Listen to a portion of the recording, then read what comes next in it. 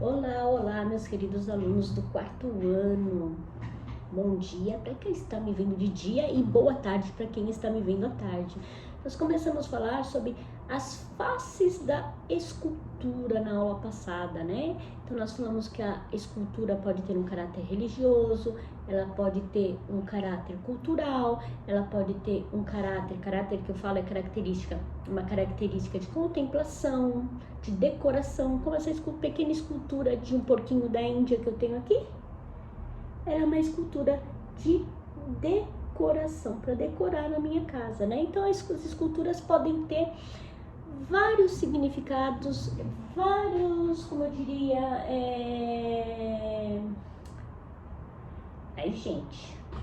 várias funções, né? Várias funções na sociedade. Então nós vimos algumas religiosas, algumas esculturas de contemplação, que é para você admirar. Tem esculturas de decoração e esculturas que contam histórias. Abram o livro de vocês na página. Vamos lá. Página 22, ok? A diversidade cultural. Episódio de hoje, a diversidade cultural. Vamos lá, página 22. Então, vamos lá, gente. Nós estávamos vendo isso, né? As faces das esculturas, as várias faces da escultura. Falamos um pouquinho sobre a função da escultura na sociedade, tá? Algumas características. Aí nós vamos passar para a página 22, ok?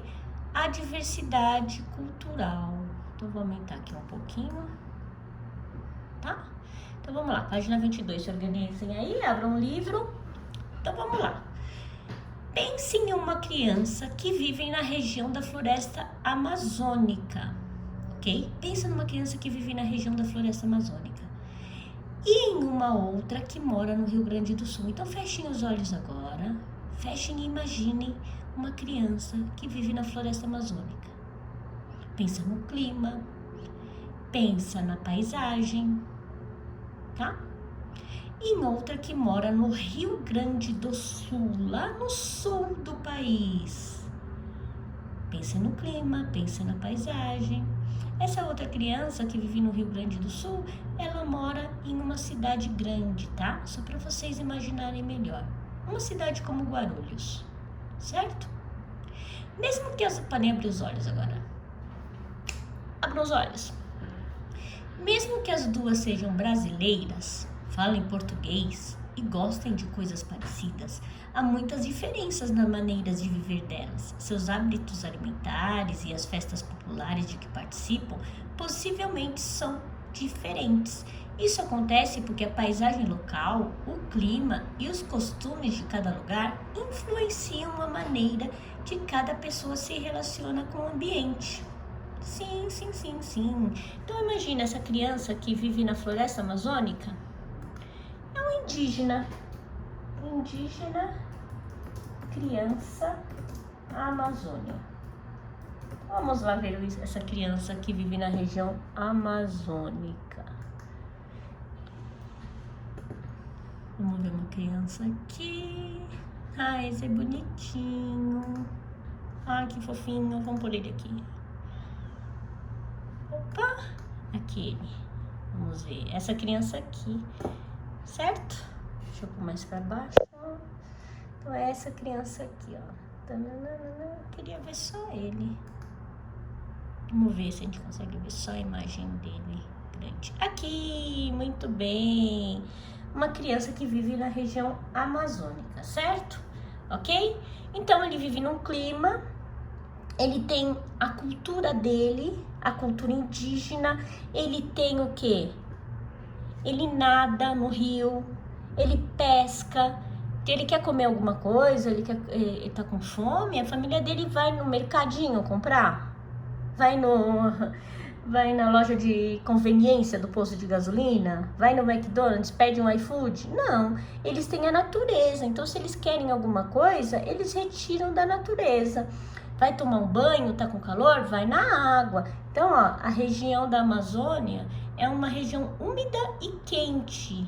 Então, as crianças, elas costumam se vestir com poucas roupas também, né? Mesmo porque lá é muito quente e úmido. Chove à noite, às vezes tem umas tempestades fortes na Amazônia, no clima, né, da floresta, um clima de floresta, mas o normal é fazer calor. Agora vamos ver uma criança do Rio Grande do Sul. Ah, desculpa, e tem os seus costumes, né? Eles têm as suas crenças, eles têm os seus rituais, né? Que já vêm dos seus antepassados, muito antes de Cabral, dos portugueses chegarem no Brasil. Eles vêm cultivando, eles vêm continuando a manter os seus hábitos desde aquela época. Lógico que muita coisa mudou, né? Com a presença do homem branco que veio da Europa, muita coisa mudou, muita coisa o português, o europeu influenciou os indígenas, mas eles ainda lutam para manter as suas origens, que é muito certo, né, por sinal. É muito certo, manter as suas origens, os seus ancestrais, não deixar se perder o que eles têm como tradição. Agora vamos ver uma criança no Rio Grande do Sul.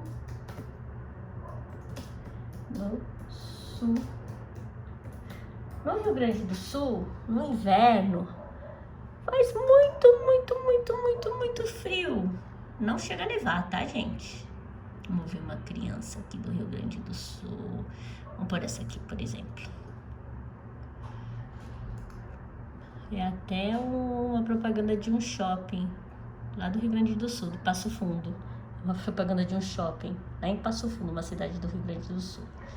Então aqui, ó, uma criança, certo? Fazendo propaganda no shopping do Rio Grande do Sul. Então pensa que ela mora na cidade grande. Pensa que o Rio Grande do Sul foi colonizado por alemães.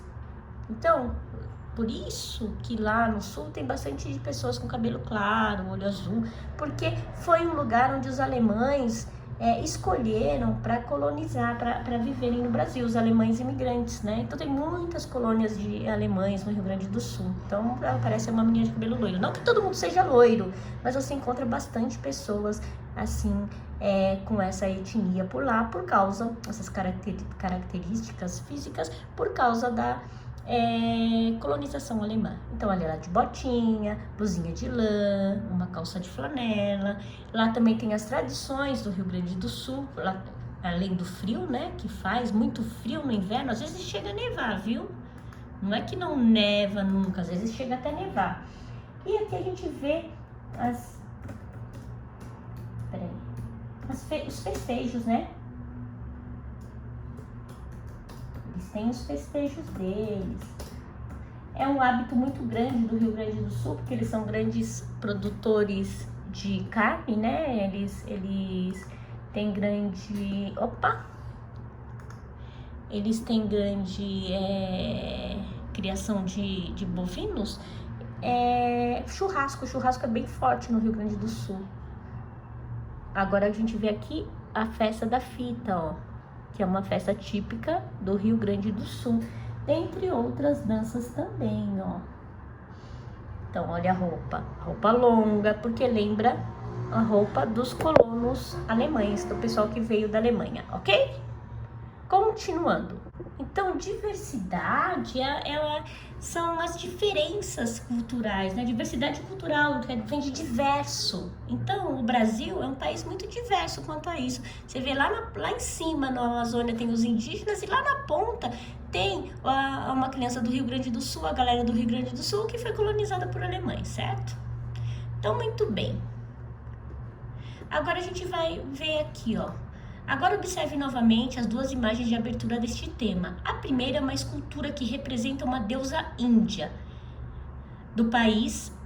uma deusa da Índia, do país asiático. A outra é a escultura do povo maia, que viveu na região onde agora é o México. Por que a gente falou de diversidade do povo brasileiro, dessas duas crianças? Para falar da diversidade da escultura também.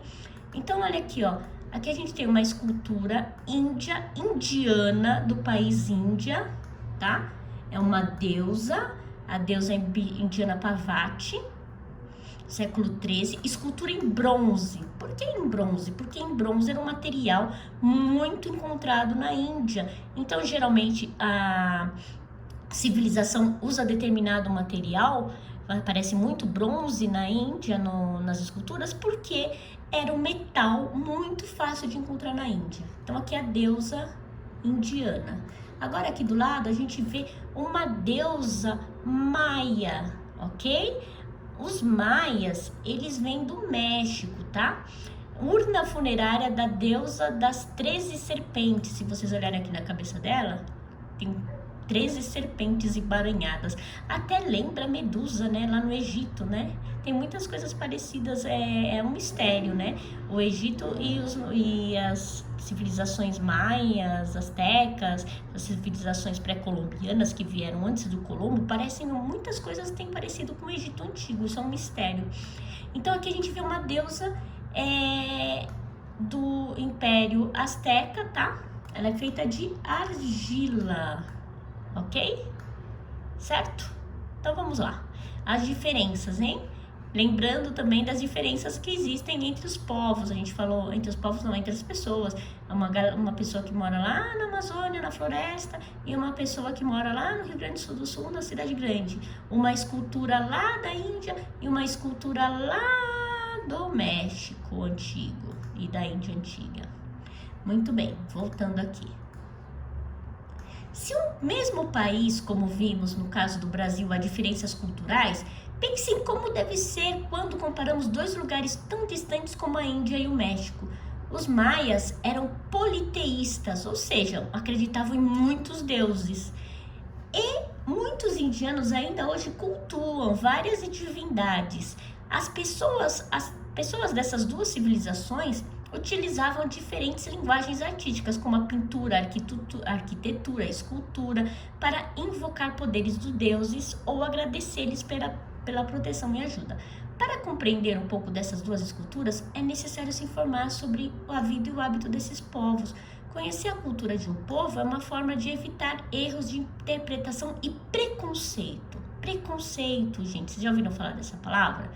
Pré quer dizer antes, pré-história, pré-escola, que vocês estudaram na pré-escola, né? No jardim, por exemplo. Pré-estabelecido, que uma coisa foi estabelecida antes. Pré-história. Pré-história é que vem antes da história, né? Então, os homens das cavernas, os dinossauros, antes da história escrita. Então, a cultura é um conjunto de significados construídos e compartilhados pelas pessoas de determinado lugar para explicar o mundo. Inclui o conhecimento, as crenças, a arte, os costumes, os hábitos que as pessoas de um mesmo grupo compartilham.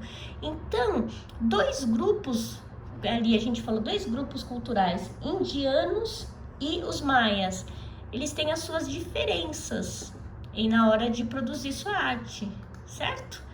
Tem relação com o material que eles têm, no que eles acreditam. O que vocês vão fazer agora? Como viviam os maias? A civilização maia viveu na América Central antes da chegada de Cristóvão Colombo ao continente americano. Pesquise sobre essa civilização e colhe abaixo imagens de 3 objetos artísticos, cotidianos ou outros elementos da cultura maia. Então, o que vocês vão fazer? Vocês não vão colar, não. Vocês vão lá no Guguinho, nosso amigo Guguinho, vão lá no Google e vão escrever objetos, cultura maia. Vocês vão ver um monte de objetos. Vocês vão ver um monte de objetos, né? Como eu falei. Aí vocês vão escolher 3 objetos, por exemplo, uma urna, uma escultura e uma pirâmide. Vocês vão escrever do que ela é feita, para que serve, e vão desenhar e pintar, tá bom? Na página que a Pro falou, certo? Um grande beijo para vocês e para fazer now, agora, tá bom? Beijo, bom final de semana para vocês, galera. Beijoca.